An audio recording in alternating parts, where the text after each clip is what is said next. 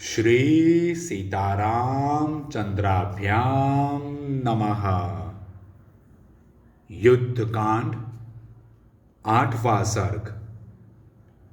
प्रहस्त, दुर्मुख, वज्रदंष्ट्र, निकुंभ और वज्रहनु का रावण के सामने शत्रु सेना को मार गिराने का उत्साह दिखाना। इसके बाद नील मेघ के समान श्याम वर्ण वाले शूर सेनापति प्रहस्त नामक राक्षस ने हाथ जोड़कर कहा, महाराज, हम लोग देवता, दानव, गंधर्व, पिशाच, पक्षी और सर्प सभी को पराजित कर सकते हैं। फिर उन दो मनुष्यों को रणभूमि में हराना कौन बड़ी बात है। पहले हम लोग असावधान थे। हमारे मन में शत्रुओं की ओर से कोई खटका नहीं था, इसलिए हम निश्चिंत बैठे थे। यही कारण है कि हनुमान हमें धोखा दे गया, नहीं तो मेरे जीते जी वह वानर यहाँ से जीता जागता नहीं जा सकता था। यदि आपकी आज्ञा हो तो पर्वत, वन और काननों सहित समुद्र तक की सारी भूमि को मैं वानरों से सूनी कर दूं। राक्षस राज, मैं वानर मात्र से आपकी रक्षा करूंगा, अतः अपने द्वारा किए गए सीता हरण रूपी अपराध के कारण कोई दुख आप पर नहीं आने पाएगा। तत्पश्चात दुर्मुख नामक राक्षस ने अत्यंत कुपित होकर कहा, यह क्षमा करने योग्य अपराध नहीं है, क्योंकि इसके द्वारा हम सब लोगों का तिरस्कार हुआ है। वानर के द्वारा हम लोगों पर जो आक्रमण हुआ है, यह समस्त लंकापुरी का, महाराज के अंतःपुर का और श्रीमान राक्षस राज रावण का भी भारी पराभव है। मैं अभी इसी मुहूर्त में अकेला ही जाकर सारे वानरों को मार भगाऊंगा, भले ही वे भयंकर समुद्र में, आकाश में अथवा रसातल में ही क्यों न घुस गए हों।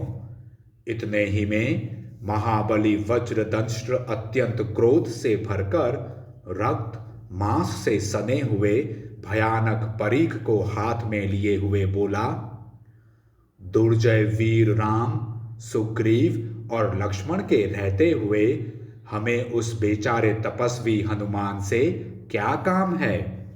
आज मैं अकेला ही वानर सेना में तहलका मचा दूंगा और इस परीख से सुग्रीव तथा लक्ष्मण सहित राम का भी काम तमाम करके लौट आऊंगा। राजन, यदि आपकी इच्छा हो तो आप यह मेरी दूसरी बात सुने। उपाय कुशल पुरुष ही यदि आलस्य छोड़कर प्रयत्न करे तो वह शत्रुओं पर विजय पा सकता है।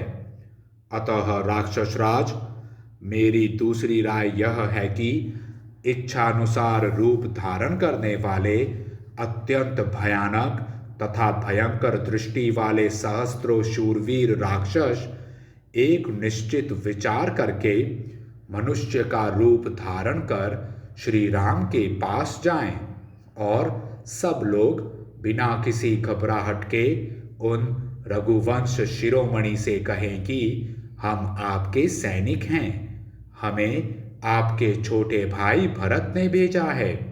इतना सुनते ही वे वानर सेना को उठाकर तुरंत लंका पर आक्रमण करने के लिए वहां से चल देंगे। तत्पश्चात हम लोग यहाँ से शूल, शक्ति, गदा, धनुष, बाण और खड्ग धारण किए शीघ्र ही मार्ग में उनके पास जा पहुँचे। फिर आकाश में अनेक यूथ बनाकर खड़े हो जाएं और पत्थरों तथा शस्त्र समूहों की बड़ी भारी वर्षा करके उस वानर सेना को यमलोक पहुंचा दे। यदि इस प्रकार हमारी बातें सुनकर वे दोनों भाई श्री राम और लक्ष्मण सेना को कूच करने की आज्ञा दे देंगे और वहां से चल देंगे तो उन्हें हमारी अनीति का शिकार होना पड़ेगा। उन्हें हमारे छलपूर्ण प्रहार से पीड़ित होकर अपने प्राणों का परित्याग करना पड़ेगा। तदंतर पराक्रमी और कुंभकर्ण कुमार निकुंभ ने अत्यंत कुपित होकर समस्त लोगों को रुलाने वाले रावण से कहा, आप सब लोग यहाँ महाराज के साथ चुपचाप बैठे रहें। मैं अकेला ही राम, लक्ष्मण, सुग्रीव, हनुमान तथा अन्य सब वानरों को भी यहाँ मौत के घाट उतार दूंगा। तब पर्वत के समान विशालकाय वज्रहनु नामक राक्षस कुपित हो जीभ से अपने जबड़े को चाटता हुआ बोला, आप सब लोग निश्चिंत होकर इच्छानुसार अपना अपना काम करें। मैं अकेला ही सारी वानर सेना को खा जाऊंगा। आप लोग स्वस्थ रहकर क्रीड़ा करें और निश्चिंत हो वारुणी मदिरा को पिएं। मैं अकेला ही सुग्रीव, लक्ष्मण, अंगद, हनुमान और अन्य सब वानरों का भी यहाँ वध कर डालूंगा। इस प्रकार श्री वाल्मीकि निर्मित आर्ष रामायण आदि काव्य के युद्ध कांड में 8वां सर्ग पूरा हुआ। जय श्री राम।